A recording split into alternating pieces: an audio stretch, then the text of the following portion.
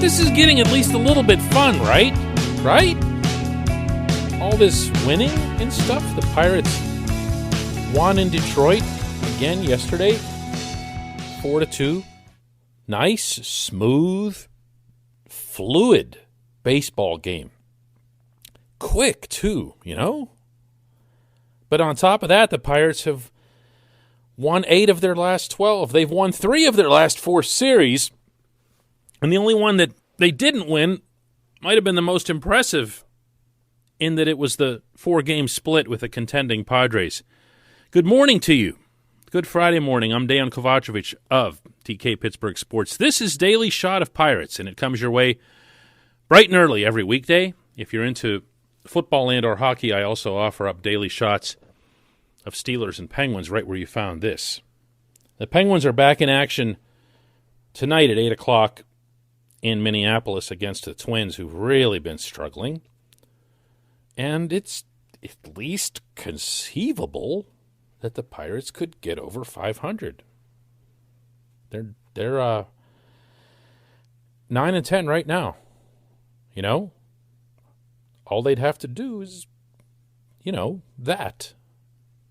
And it's funny that a lot of things seem possible within the framework of winning. I genuinely hope that nobody runs away with this type of thinking or starts thinking about contention and adding at the deadline and other stuff like that. This team's nowhere near that status. But as I've been saying, really, since my first report out of Bradenton this spring, there's a benefit to winning as it relates to individual development. They are not on separate tracks. When you win, when you have people around you who are succeeding, it's going to give a push to people who sometimes might need a push. And I don't even necessarily mean motivation. I'm talking here about Mitch Keller. I thought Keller pitched as well yesterday as I've seen him. I really do. I thought Keller was in command. He wasn't perfect. He had occasional issues.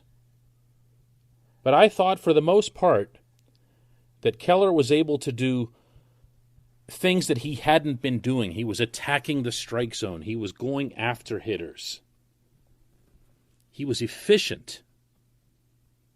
5 strikeouts, 0 walks. Mitch Keller, 0 walks. 80 pitch count, 57 strikes, 2 runs over 5 full innings. I really, really liked it. And, I'm not going to play amateur psychologist here and wonder what it is or try to guess at what it is that was going through his head or this or that. But I'll tell you what, if I'm Derek Shelton, I'm not overthinking this. If I'm Oscar Marin, I'm not overthinking this. I'm just saying, hey, did you see how Miguel Yajure pitched last night? That's a child. That was his first big league start, and he wasn't afraid of anything. He was just going right at guys with all of his pitches, even after they got hit. And by that I mean the specific type of pitch. He stayed with it. He came right back, and he stayed in the zone. And he beat guys.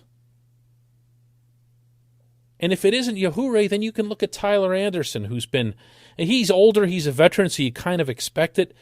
But Tyler Anderson doesn't have stuff that's anywhere near Keller's stuff. He doesn't care. Just pitches. He looks like a left-handed Jeff Karstens to me. Lack of another way to put it. He just doesn't care. He's just going to battle. Maybe it's some combination of all those things, and maybe it's none of those things. Maybe I'm wrong or unfair in my criticism of Keller. I'll be open to that possibility as well.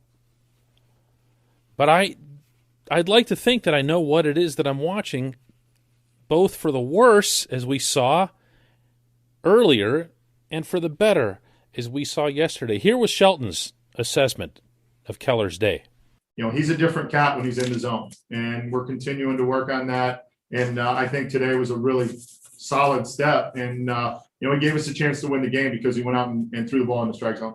I will not let up on this kid. And by that, I don't necessarily mean in a negative sense. I'm going to go as he goes, but I won't let up because as often as I've stated this, it only becomes more and more evident that it's true that Keller is the 2021 swing vote. He's the county that you need in the election. Not just for this season, but for a lot of seasons to come. The Pirates as an organization can't let Mitch Keller get away. And I don't just mean, trading him to the Rays and watching him turn into Cy Young. I mean, they can't even let him get mediocre. If you think about what the building blocks are of any low-budget Major League Baseball team, whether it's through a building phase or even if it's further along, the hardest pieces to acquire are always, always, always the starting pitchers. 2 reasons for that. 1, can't get him in free agency. Way too expensive. The Dodgers signed Trevor Bauer for $40 million for 1 season. The Pirates will do that in 2000 and never. So you have to get them internally. And the other reason for it, plain and simple, is that it's really hard to trade for them too. You see in some of these veterans for prospects deals, you'll see so-and-so's number 1 prospect get moved or number 4 prospect get moved in an extraordinary circumstance. But look how few of them are arms. There's a reason for that. Nobody likes to let go of starting pitching. Nobody. Not just the teams that spend in the Pirates' range. Nobody does. They're terrified of it. They hate the idea of letting pitchers get away, which, look, nobody needs this sidebar, but makes the whole Tyler Glasnow, Shane Baz trade, and even if you leave Austin Meadows out of it, completely nuts. Shane Baz, of course, being the first-round pick that the Pirates just kind of casually threw into the deal. You can't do stuff like that, and no one really does. Especially now that Neil Huntington and Kyle Stark are out of the league.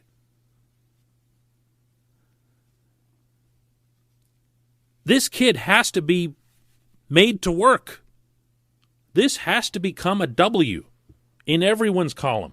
Marine's column, Shelton's column, Charrington's column. Because it won't be one. I've stated this unequivocally. You will not see this owner authorize a trade of Mitch Keller. I'm telling you that without even guessing. It won't happen. And he doesn't even like getting involved in that kind of stuff. He will not let Mitch Keller go because of his own stated reasons for firing the last guys. He wants to see these guys be difference makers. But on top of that, hey, instead of, sounding all the doomsday stuff here, I can also throw in that wouldn't it be nice? Think about what this rotation could be. Quinn Priester is now seen by some scouts and some ranking services as being one of the top prospects in all of baseball. Certainly one of the top pitching prospects. That's not a super certainty because there was no baseball in 2020, but that was a pretty strongly held sentiment among a lot of people who are pretty reputable and independent in the business. So let's say Quinn Priester does his thing. Let's say that the Pirates draft either Jack Leiter or Kumar Rocker. There's another one. Then there's Mitch Keller. Then you're just talking about a couple spots. And let's say one of them is JT Brubaker, who still has 5 years of control to his name. Now you're talking about a 5th starter, which only every team in baseball needs. That is why you need Keller to come through, and you need people throughout the system to see the example that, oh, wow, look, they got Keller right. Well, they can fix me. They can fix anybody. That's what you want. That's what you want. Such a big swing vote. When we come back, just one question.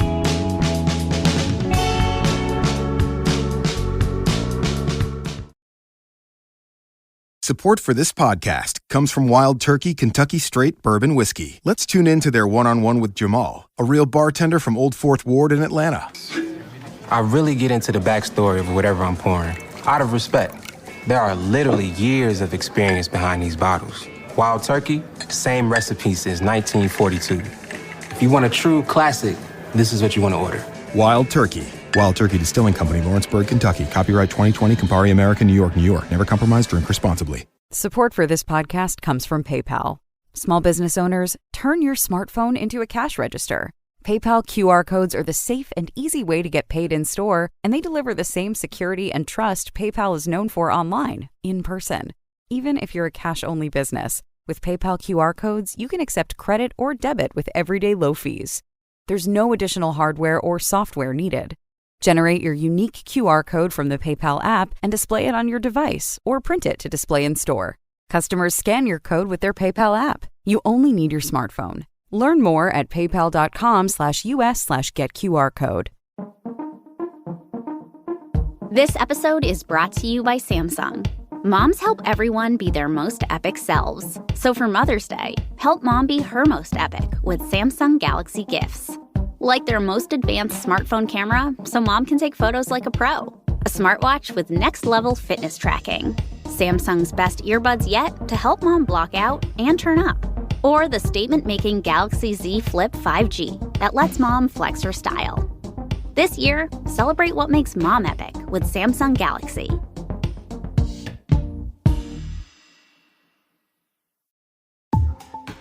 This episode is brought to you by Comcast. In the last 10 years, Comcast's Internet Essentials program has connected more than 10 million Americans to low-cost broadband internet at home. Now, Comcast is committing $1 billion over the next 10 years to reach 50 million low-income Americans with the tools and resources they need to succeed in a digital world. Learn more at comcast.com/education.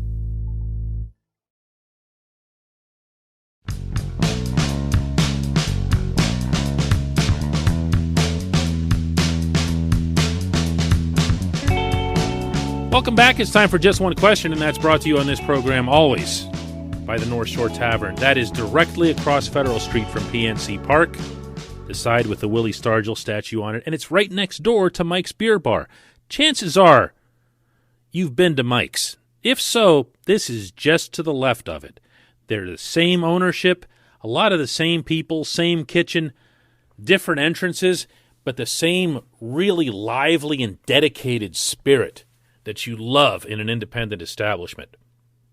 North Shore Tavern is probably the only pirate sports bar, meaning dedicated year-round pirate sports bar anywhere on the planet. It's also the home to Steak on a Stone, their trademark dish, and that's exactly what it sounds like. It's steak served up on an 800-degree stone, and it comes kind of raw, and you've got to finish off the cooking yourself, but the good part is you don't have anyone to complain to if you cook it wrong, you know? It's all on you. North Shore Tavern. Today's question comes from Greg Sisson, who asks, do you trade high with Adam Frazier for a center fielder and shift Phillip Evans to second base? You only had me with the first 5 words of your question there, Greg, and that's trading high with Adam Frazier. I'm in favor, generally speaking, of trading high with anyone, and you know, any self-respecting executive would agree with that. You don't move players when they're struggling or they're in slumps. It's a lousy way to do business, and it's a pretty good way to ensure that you're going to get something lower than optimal return. Frazier is having a terrific season after a stupendous spring. 3 more hits yesterday. He's been dynamite at the top of the order. And on top of that, as no one around here needs to know, he's a 2-time finalist for the Gold Glove at second base. So he's holding down that position pretty well. So would I listen? Yeah. Would I want somebody to make really, really, really sure on the other end that I'm getting a significant return in both quantity and quality for the prospects? Yes. So I'm not just looking to give him away. I'm not looking to move him out, because that's what you do. You got to move veterans for prospects whenever it's a build or a rebuild or whatever. You do it when somebody hits you over the head with it. The rest of it, though, you kind of lost me. You don't need to be trading anyone for a center fielder. You need to be trading someone for prospects. And other than leaning toward pitching for the reasons that I just mentioned, you need to do it just for best available. You really do. You want to address, like, for example, there's a dearth of catching at the lower levels of the minors. And it's something that Cherington's aware of, and he knows he has to start replenishing it at some point. But you still don't let that sort of thing cloud your decisions. More than anything, what you're looking for, Greg, is you're looking for how high up can I go on their prospect lists. Because the way these trades work, if you're not familiar with it, is you say you're giving the veteran to somebody, and they give you a list of prospects that you can't have. You follow me? Like, they'll give you, let's say that they agree that top 15, top 20 or whatever, they're going to give you 15 guys that you can't have. And from there, you have the right then to go basically scouring and scouting their system to get whoever it is that you do want or who's the best fit for you. It's really common practice in baseball. So if you focus on a catcher or whatever, I just think you're kind of hurting yourself in that process. The other part you mentioned here was the shifting Evans to second base. I don't see the need for that, and I don't know that the roster really lends itself to that. Cole Tucker is going to be coming up before long, and then you're going to have Kevin Newman, who seems to be trying to play his way out of the lineup, Eric Gonzalez, who's trying to play his way in the lineup but can play anywhere, and Cole Tucker, who has to show that he's able to hit at the big league level. But you got to get on the field in order to be able to hit in the National League. And I'm not sure that I'd have Evans messing around in the infield when he's clearly shown a capability to play the outfield. He might not be, Willie Mays, but that was a pretty nice effort to bring that home run back into the field of play for the double yesterday in Detroit, and one could argue very easily it won the game for the Pirates because the Tigers would have had the lead there late. So if he doesn't hurt you out there and he's got the bat, he's got to play. For me, he's got to play in the outfield, even at the expense of Polanco. That said, he's got to kind of pick it back up too. Offensively, 0 for 4 yesterday. He's down to 274. So some of the outlandish numbers that he had that were getting everybody all fired up have started to come back to earth here. So as you can hear, Greg, there's a lot of different moves you can make, but it's still not about 2021. It just isn't. I know that's not going to be a very popular sentiment now when they're winning any more than it was when everyone thought they were going to lose 120, 130 games. But that's just the way it is. That's reality. I appreciate the question. I appreciate everyone listening to Daily Shot of Pirates all week long, and we'll be back with another one on Monday.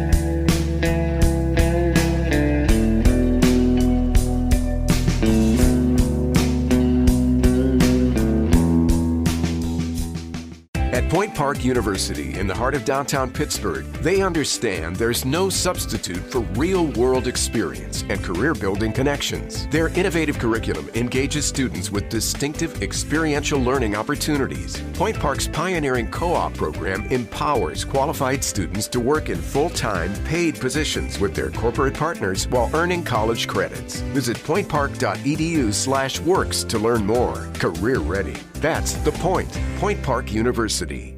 Your front door, your car, your gym locker, your gun. Safety is a habit. Learn more about how to keep guns safe and secure. Visit ProjectChildSafe.org.